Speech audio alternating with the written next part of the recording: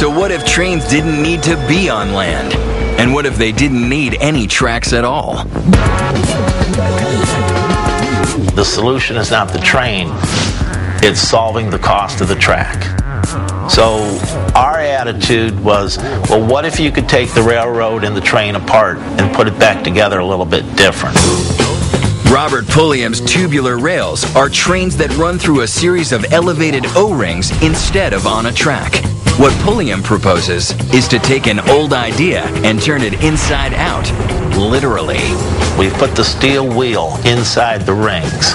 We've put the rail on the car itself, so it essentially carries it along with it. Each ring will have a motor that drives a set of steel rollers, and these rollers will fit into grooves built into the train itself, passing the train from one ring to the next. The train is secured in place by 3 rings at all times, and its body will be reinforced so that it can never slip or break. Once the vehicle is in the rings, it really cannot escape. It's much like holding a pencil in your fist and holding it tight. There's only 2 ways that pencil can move. You need more horsepower during the acceleration phase, but when you're at a constant speed, it really doesn't take that much energy to keep the vehicle moving. It's really the momentum. Pulliam's design dramatically cuts the highest construction costs, the rails themselves.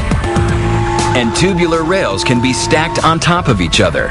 So it's not just a space saver, it can be built with no interruption to any existing infrastructure.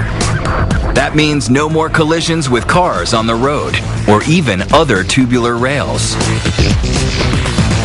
You operate in the airspace rather than on the ground space. Pulliam sees his tubular rail system fitting within a city and also connecting major metropolises. At its top speed, it could hit 150 miles per hour. The 2 markets we feel that have applications are a high-speed market, something that you would have a vehicle running at, say, 150 miles an hour. The other market is the commuter-type rail system. And significantly, the technology for the tubular trains of tomorrow is here today. The key thing is changing the orientation between the rail and the wheel. All of the components exist.